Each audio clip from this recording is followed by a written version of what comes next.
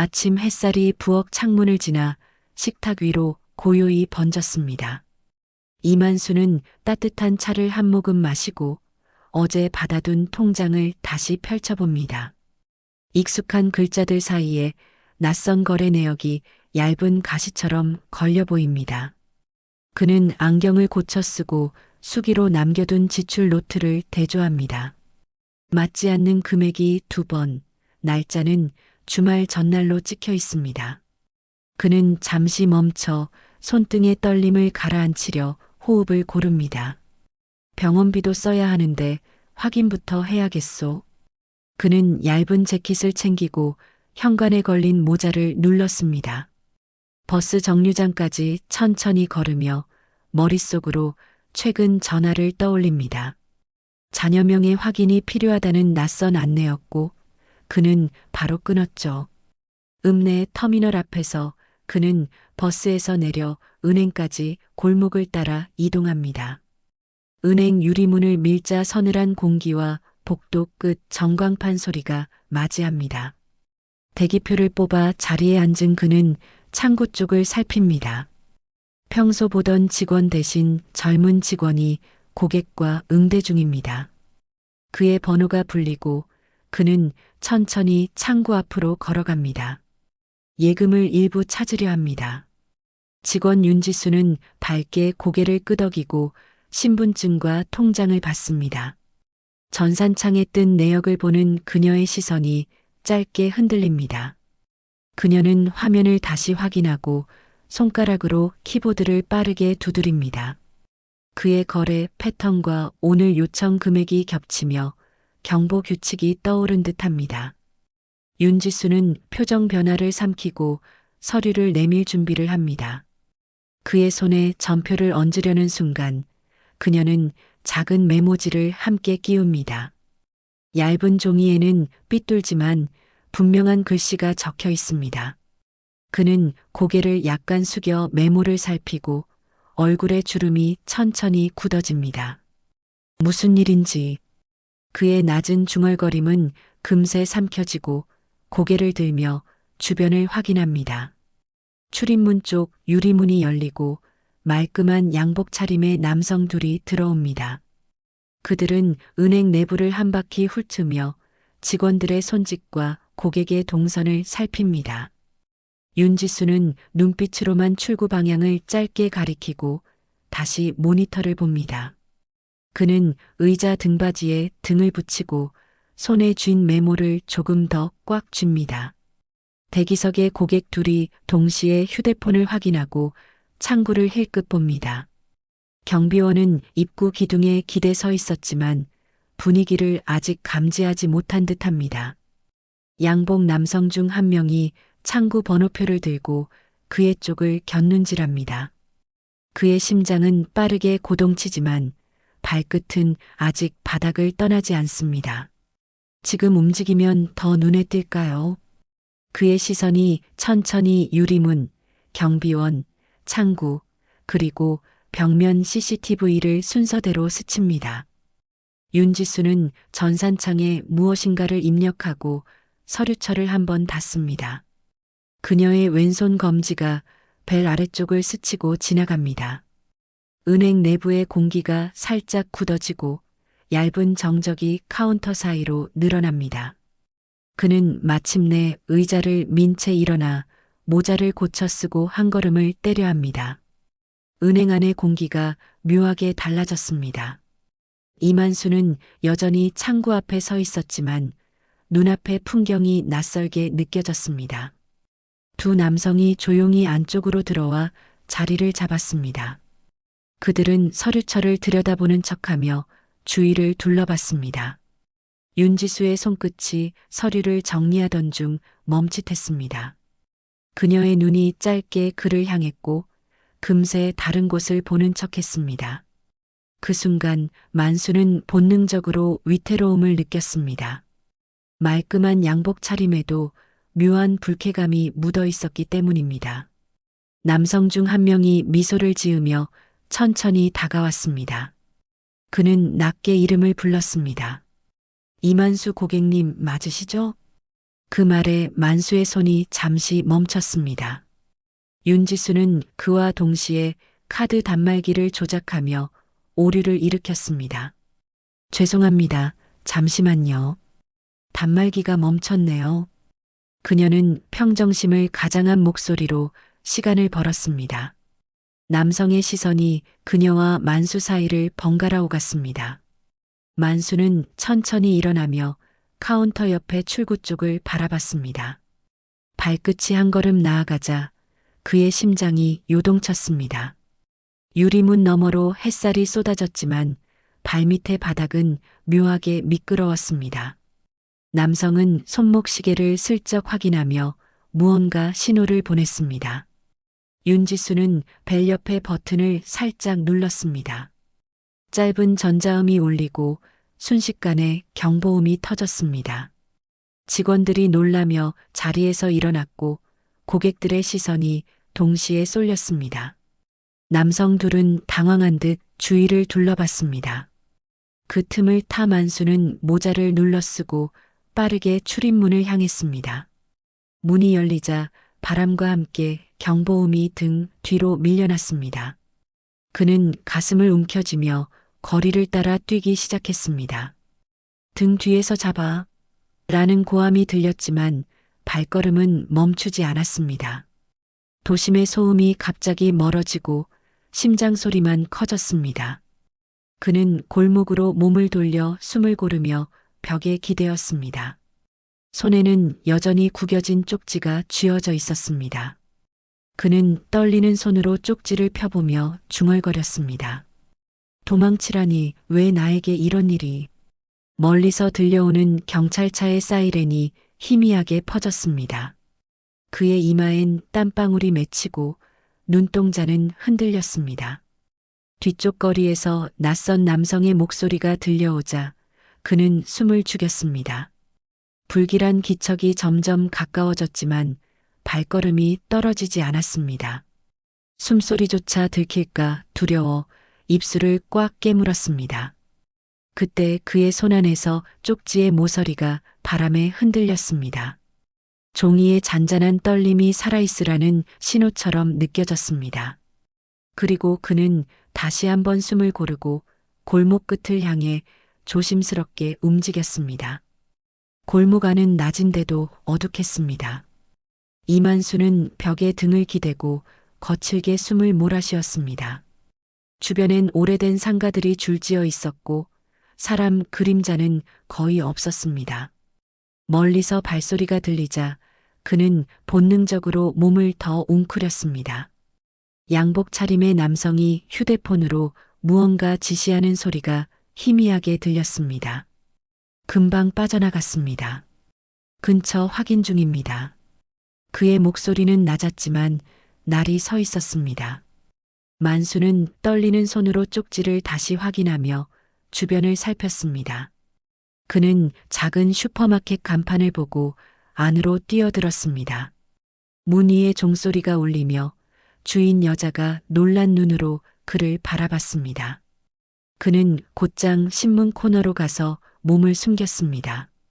기침이 나올 것 같았지만 이를 악물고 참았습니다. 휴대폰 진동이 울리자 그는 황급히 화면을 확인했습니다.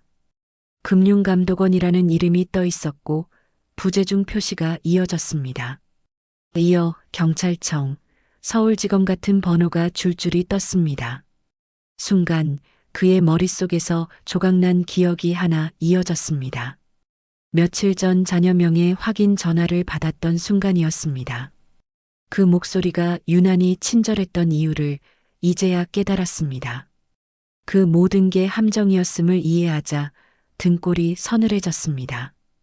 그의 눈빛이 차갑게 식으며 이건 단순한 실수가 아니야라고 속삭였습니다.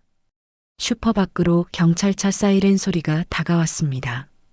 빨간 불빛이 유리창을 스치며 깜빡였습니다. 만수는 천천히 몸을 낮추고 창문 사이로 도로를 살폈습니다. 경찰관 2명이 은행 쪽을 향해 달려가며 교신을 주고받고 있었습니다. 그제야 그는 조금 안도하며 조심스럽게 몸을 일으켰습니다. 슈퍼 주인이 불안한 표정으로 다가왔습니다.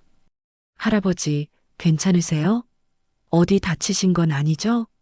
그는 손사래를 치며 낮게 말했습니다. 괜찮아요. 그냥 잠깐 숨 좀 돌릴게요. 그의 목소리는 아직 떨렸지만 눈빛에는 서서히 결심이 깃들고 있었습니다. 잠시 후 그는 문 밖으로 발걸음을 옮겼습니다. 멀리서도 여전히 경보음이 이어지고 사람들의 웅성거림이 들렸습니다. 그는 천천히 휴대폰을 꺼내 전원을 완전히 껐습니다. 이제부터는 아무도 믿지 말아야겠군요. 주머니 속 쪽지를 다시 쥐고 그는 골목을 따라 걸었습니다. 골목 끝에서 경찰차 불빛이 다시 번쩍이자 그는 손을 들어 보였습니다. 한 경찰이 그를 발견하고 달려왔습니다. 그는 숨을 고르며 조용히 말했다. 은행에서 이상한 일이 있었습니다. 경찰은 그의 어깨를 잡고 안전한 곳으로 안내했습니다. 그의 손 안엔 여전히 구겨진 쪽지가 있었고 그 종이는 미세하게 떨리고 있었습니다. 지구대 안은 소란스러웠습니다. 이만수는 의자에 앉아 물 한 컵을 들고 있었지만 손이 아직 떨렸습니다. 책상 건너편에서는 형사 박성훈이 컴퓨터 화면을 주의 깊게 들여다보고 있었습니다. 은행 CCTV 확인됐습니다. 그 두 남자 조직으로 보입니다. 박 형사의 목소리는 단호했지만 차분했습니다. 만수는 고개를 끄덕이며 짧게 숨을 고르더니 조심스레 말했다. 직원이 쪽지를 줬습니다. 도망치라면서요. 형사는 고개를 들어 그를 보며 조용히 물었습니다. 쪽지에 뭐라고 적혀 있었습니까? 그는 주머니에서 구겨진 메모를 꺼내 테이블 위에 올려놓았습니다. 형사는 메모를 조심스럽게 펴보며 눈썹을 찌푸렸습니다. 도망치세요. 단 4글자가 명확히 적혀 있었습니다. 잠시 후 문이 열리고 윤지수가 경찰의 안내를 받아 들어왔습니다. 그녀는 긴장된 얼굴로 형사 앞에 서서 조용히 인사했습니다. 제가 그 메모를 드렸습니다. 형사는 고개를 끄덕이며 이유를 묻습니다. 윤지수는 숨을 한번 고르고 모니터에서 본 기록을 설명하기 시작했습니다. 만수 어르신의 계좌에서 오늘 새벽대량 인출 시도가 있었습니다. 본인 요청이 아니라면 위험하다고 생각했어요. 그녀의 말에 형사와 만수의 시선이 동시에 마주쳤습니다. 만수는 놀란 얼굴로 한참 말을 잇지 못했습니다. 새벽에요? 난 그런 거래를 한 적이 없어요. 그는 손등을 문지르며 고개를 저었습니다. 형사는 즉시 수사팀에 전화를 걸어 관련 계좌 추적을 지시했습니다. 그 시각 서버 로그도 확보해. 해킹 흔적 있으면 바로 보고해. 전산 담당 경찰관이 급히 노트북을 켜고 데이터를 확인했습니다. 윤지수는 작게 손을 움켜쥐며 말했다. 전산 화면에 다른 아이디가 접속된 흔적이 있었어요. 아마 내부망을 노린 것 같습니다. 형사는 고개를 끄덕이며 기록을 정리했습니다. 계획적인 범행이군요. 단순한 금융사기가 아닙니다. 그의 말에 방 안의 공기가 잠시 멈춘 듯 고요해졌습니다. 만수는 창문 밖 어두운 거리를 바라보았습니다. 도시의 불빛이 반사되어 유리에 일렁였고 그 속에 자신의 얼굴이 비쳤습니다. 그는 낮게 중얼거렸습니다. 며칠 전에 이상한 전화를 받았지요. 자녀명의 확인이라며. 형사가 그를 바라보며 메모를 남겼습니다. 윤지수는 놀란 눈으로 말했다. 그게 시작이었네요. 그때부터 어르신 계좌가 노려진 거예요. 형사는 고개를 끄덕이며 팀원에게 지시했습니다. 통신 기록 확보해. 출발은 거기서야. 박 형사의 눈빛엔 긴장과 단호함이 섞여 있었습니다. 윤지수는 잠시 숨을 돌리고 만수를 바라보았습니다. 그녀의 시선엔 미안함과 안도감이 함께 담겨 있었습니다.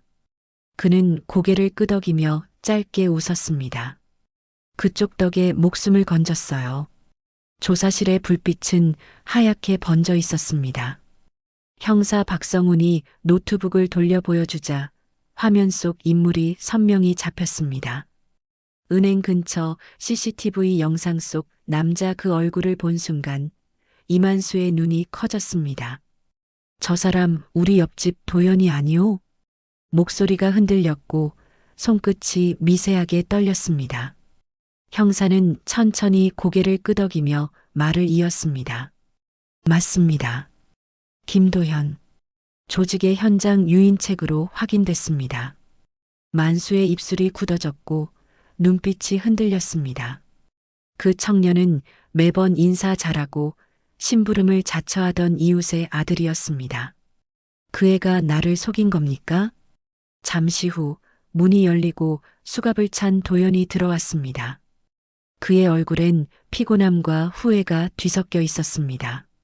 형사는 그를 의자에 앉히며 조용히 말했다. 할아버지를 속였다는 걸 알고 있습니까? 도연은 아무 대답도 하지 못한 채 고개를 숙였습니다. 만수는 그를 바라보며 한참 동안 아무 말도 하지 않았습니다. 시간이 길게 늘어진 듯 방 안의 공기조차 무겁게 내려앉았습니다. 도연은 결국 입을 열었습니다. 죄송합니다. 저도 살려고 그랬어요. 그의 목소리는 젖어 있었지만 그 말은 공허하게 흩어졌습니다. 만수는 고개를 저으며 눈을 감았습니다. 박 형사가 진술서를 덮으며 말했다. 조직이 시골 노인들의 계좌를 분석해서 접근했습니다. 김도연은 그 정보를 팔고 현금 인출을 돕는 역할이었죠. 윤지수가 옆에서 조용히 숨을 들이쉬었습니다. 만수는 여전히 아무 말 없이 손을 모으고 있었습니다. 한때 믿고 대하던 청년의 얼굴이 낯선 범죄자의 얼굴로 바뀌어 있었습니다. 그의 마음은 분노보다 깊은 허무로 채워졌습니다. 세상이 이렇게 변했단 말이오. 그의 낮은 중얼거림이 방 안에 흩어졌습니다. 형사는 잠시 침묵하다가 부드럽게 말했다. 그래도 어르신 덕분에 조직의 실체를 잡았습니다. 이제 끝났습니다. 그러나 만수는 쉽게 고개를 끄덕이지 못했습니다. 그는 도연의 굳은 손목을 바라보다가 조용히 말했다. 넌 어려서부터 착한 애였는데 그 눈빛이 아직 그대로구나. 도연의 눈가가 젖었고 고개를 더 깊게 숙였습니다. 그 순간 윤지수는 그 둘 사이의 침묵을 견디지 못하고 고개를 돌렸습니다. 형사는 도연을 호송하라는 신호를 보냈고 두 경찰이 조용히 그를 데리고 나갔습니다. 문이 닫히자 방 안에는 다시 정적만 남았습니다. 만수는 긴 숨을 내쉬며 자리에서 일어났습니다. 그의 걸음은 느렸지만 단단했습니다. 그는 자신도 모르게 속삭였습니다. 이젠 믿음이 무서워졌어요. 이른 새벽 경찰청 사이렌 소리가 어둠을 갈랐습니다. 형사 박성우는 팀원들과 함께 낡은 오피스텔 앞에 섰습니다. 대기 중인 모든 인원 진입 준비. 그의 목소리가 무전을 타고 퍼졌습니다. 문이 강제로 열리고 경찰들이 일제히 내부로 들이닥쳤습니다. 어둑한 방 안에는 수십 개의 휴대폰, 노트북, 위조된 공문서가 널려 있었습니다. 모니터에는 금감원, 검찰청 로고가 합성된 가짜 문서들이 떠 있었습니다. 움직이지 마. 외침과 동시에 두 명의 남성이 제압되었습니다. 그들 중 한 명이 조직의 중간 관리자였습니다. 형사는 바닥에 떨어진 USB를 집어들며 말했다. 이게 핵심 증거다. 그 순간 방 안 공기가 확 달라졌습니다. 수사팀은 빠르게 증거를 수거했고 노트북에서는 피해자 명단이 발견되었습니다. 그 명단에는 이만수라는 이름도 포함돼 있었습니다. 박 형사는 이를 확인하자 깊은 숨을 내쉬었습니다. 이제 끝났군요. 며칠 뒤 언론에서는 대대적으로 이 사건을 보도했습니다. 뉴스 자막에는 시니어 대상 보이스피싱 조직 일망타진이라는 문장이 떠올랐습니다. 윤지수는 본점 회의실에서 감사패를 받으며 미소를 지었습니다. 하지만 그녀의 시선은 잠시 허공을 향했습니다. 그날 쪽지를 건네던 순간의 긴장감이 여전히 생생했습니다. 그 할아버지가 도망쳐주지 않았다면 오늘의 결과는 없었을 거예요. 같은 시각 만수는 경찰서 회의실에서 진술서를 마지막으로 검토하고 있었습니다. 그는 펜을 내려놓으며 조용히 말했다. 내가 겪은 일이라면 다른 사람도 겪을 수 있겠죠. 이런 일은 다시 없어야 합니다. 형사 박성우는 고개를 끄덕이며 악수를 청했습니다. 어르신 덕분에 많은 이들이 구했습니다. 만수는 미소를 지으며 그의 손을 잡았습니다. 그러나 눈빛은 여전히 깊은 피로와 슬픔을 품고 있었습니다. 며칠 동안의 사건이 마치 한 해처럼 길게 느껴졌습니다. 그의 귀에 남은 경보음, 도망치던 순간의 숨결, 모두 선명히 되살아났습니다. 그는 천천히 자리에서 일어나 조용히 경찰서를 나섰습니다. 밖으로 나서자 찬 바람이 얼굴을 스쳤습니다. 거리는 평소처럼 분주했지만 그의 마음은 낯설 만큼 고요했습니다. 하늘 위엔 구름이 걷히고 새벽 햇살이 서서히 번졌습니다. 그는 길 건너편 은행 간판을 바라보며 잠시 멈춰 섰습니다. 그곳이 두려움의 시작이었지만 동시에 누군가의 용기가 태어난 자리였습니다. 그의 손 안에는 여전히 구겨진 쪽지가 쥐어져 있었습니다. 그 종이를 바라보며 그는 낮게 중얼거렸습니다. 누가 뭐래도 그날 도망치길 잘했어요. 그 말은 바람에 섞여 멀리 흩어졌습니다. 새로운 하루가 천천히 시작되고 있었습니다. 한 달이 지나 봄 햇살이 부드럽게 거리를 감쌌습니다. 이만수는 낡은 재킷을 걸치고 천천히 은행으로 걸어갔습니다. 문을 밀고 들어서자 익숙한 차가운 공기가 반겨주었습니다. 창구 너머로 윤지수가 환하게 인사했습니다. 오랜만이에요, 어르신. 그의 입가에 잔잔한 미소가 번졌습니다. 그날 이후 통장도 새로 만들고 마음도 새로 고쳤지요. 그녀는 따뜻한 차를 내어주며 조용히 자리로 안내했습니다. 유리창 너머로 햇살이 반짝였고 바깥에 분주한 사람들 소리가 희미하게 들렸습니다. 한동안 둘 사이에는 말이 없었습니다. 그 고요함은 묘하게 편안했습니다. 만수는 주머니에서 구겨진 쪽지를 꺼냈습니다. 살짝 펴진 종이엔 여전히 또렷한 글씨가 남아 있었습니다. 도망치세요. 그는 그것을 윤지수에게 내밀었습니다. 이게 내 목숨을 살렸소. 당신의 용기도 말이오. 윤지수는 순간 말을 잃고 손끝으로 쪽지를 받아들었습니다. 그날 사실 많이 무서웠어요. 하지만 그냥 두면 안 될 것 같았어요. 그녀의 목소리는 떨렸지만 눈빛은 단단했습니다. 만수는 고개를 끄덕이며 잔잔히 웃었습니다. 겁내면서도 해야 할 일을 한 사람이 진짜 용기 있는 사람이요. 은행 안에는 다시 평범한 일상이 흘러가고 있었습니다. 번호표를 들고 서 있는 손님들, 아이를 아는 젊은 어머니, 장사꾼의 웃음소리, 모두 그날의 소란을 기억하지 못한 듯 평온했습니다. 만수는 통장을 새로 정리하며 마음속 짐을 하나씩 내려놓았습니다. 돈은 다시 벌 수 있어도 사람의 마음은 잃으면 안 되지요. 그의 말에 윤지수는 조용히 고개를 숙였습니다. 창밖의 햇살이 그녀의 어깨를 비추며 부드럽게 번졌습니다. 은행 시계의 초침이 일정한 리듬으로 흘렀습니다. 그는 그 소리를 들으며 안도의 숨을 내쉬었습니다.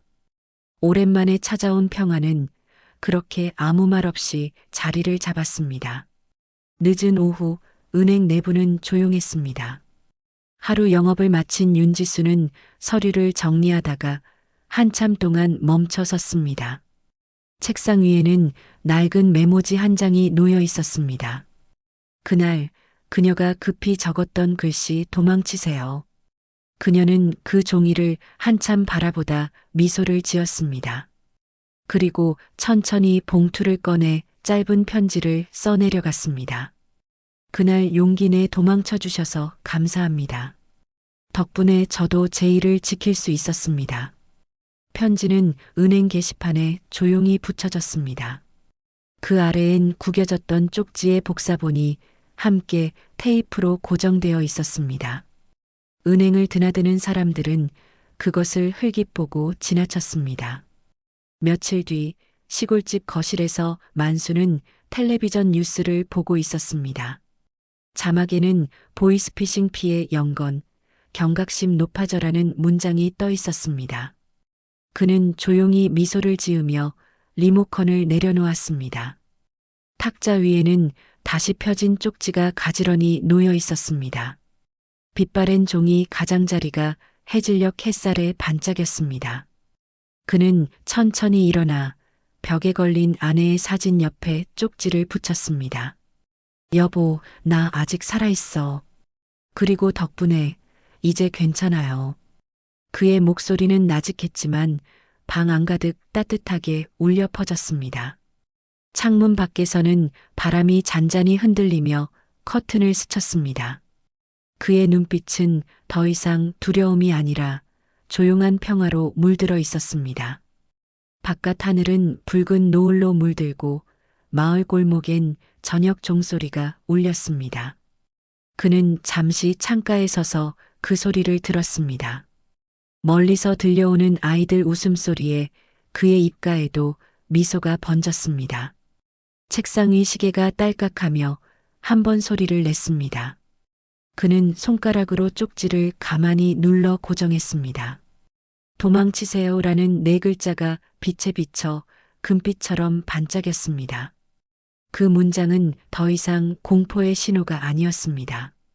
그것은 살아남은 자의 증거이자 누군가의 용기가 남긴 메시지였습니다. 만수는 조용히 커튼을 닫고 방 안을 둘러보았습니다. 그의 하루는 그렇게 고요히 저물고 있었습니다. 누군가의 인생은 오늘도 조용히 흐르고 있습니다. 오늘 이야기는 어떠셨나요? 마음에 닿았다면 좋아요로 응원해 주시고 구독으로 다음 이야기도 함께 들어주세요. 항상 건강하시고 좋은 하루 보내세요. 감사합니다.